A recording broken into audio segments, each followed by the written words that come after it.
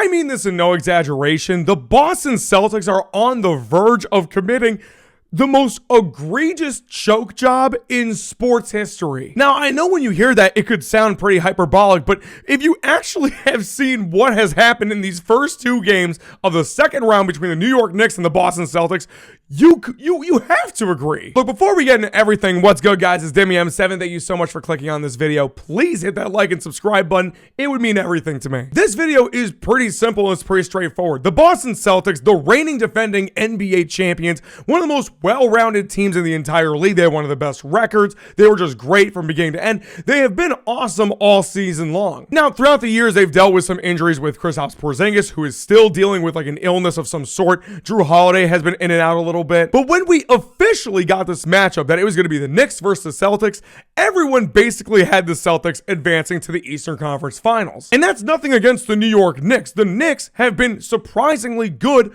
all year long. I mean, I shouldn't say surprisingly good. I thought that they were going to be a good team for sure, but they have done some great stuff. Jalen Brunson, especially in the fourth quarter, in the clutch, has been phenomenal. But like I said, the Boston Celtics are the champions. They're a very, very deep and well-rounded team. But I genuinely can't even explain to you what we are seeing from the Celtics and even the Knicks. And I hope that doesn't get lost in this video. The New York Knicks deserve so much props for their constant fight and effort that they have shown in these games. Because for anyone that may not know, the New York Knicks are up 2-0 against the Boston Celtics right now. They are 2 wins away from going to the Eastern Conference Finals. But what makes that so crazy is that in these first 2 games, the Boston Celtics quite literally had 20-point leads in both games. Now, given the barrage and popularity of threes and spacing and speed and quickness that we get in the league today, you might think to yourself, oh, okay, well, having a 20-point lead isn't like having a 20-point lead,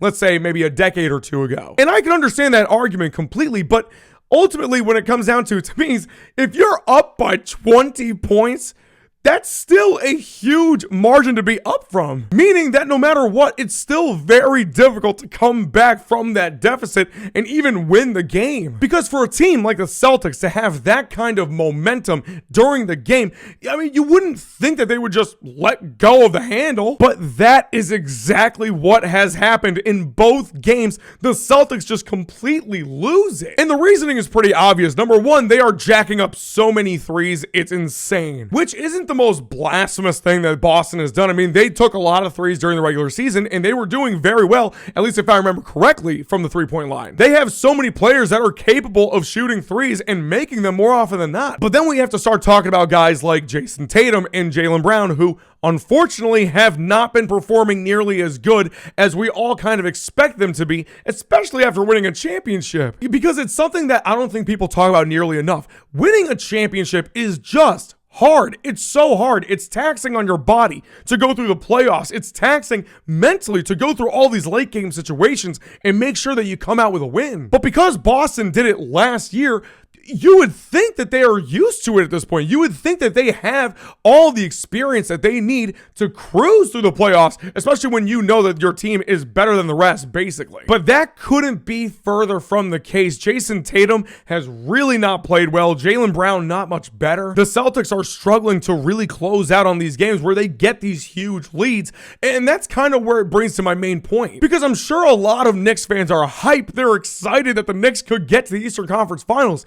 And listen, they're up 2-0. They absolutely could. I just don't know if that's actually going to happen, though. Because I'll put it this way. If the Celtics are good enough against the Knicks to be up by 20 points in both games that they've played, there's no reason for me to believe that they aren't the superior team. Despite the Knicks constantly in both games finding ways to come out victorious, it does kind of make me question how much better they actually are against the Celtics, which isn't by much, if at all. These 20-point leads that the Celtics have had have proven to me that they are clearly the better team. They're just not executing. They're definitely not executing like a team that has won an NBA championship literally last year. It's like they've never been here before. And what makes it even more damning for the entire team is the fact that they lost both games at home at Boston. Now you have to go to Madison Square Garden and pray that you get a win so you don't get bounced. Which is why I'm afraid to say that if if Boston does not get their stuff together, if they don't lock in and start winning some games, they are on the verge of committing the biggest choke job in sports history. Yes, even more than the Golden State Warriors when they blew a 3-1 lead. Yes, even more than the Clippers back in the bubble. Because being up by 20 points in both games and still finding a way to lose the game is the definition of a choke job. What makes it sort of feel like adding insult to injury is with Jason Tatum himself. You know, people have criticized Jason Tatum for a long time. I think he's a very, very, very good player. Because we've seen it online, we've seen it on so many sports shows on TV. People just don't view Jason Tatum like that, as one of the elite players. Not one of these guys with so much aura and someone that strikes fear to other players.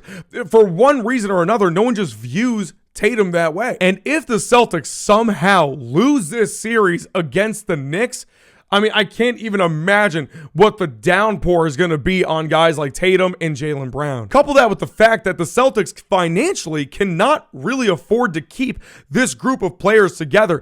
You know, Jason Tatum, Jaylen Brown, Drew Holiday, Kristaps Porzingis, Al Horford, definitely not. It's almost guaranteed that they're going to have to make moves after the season is over.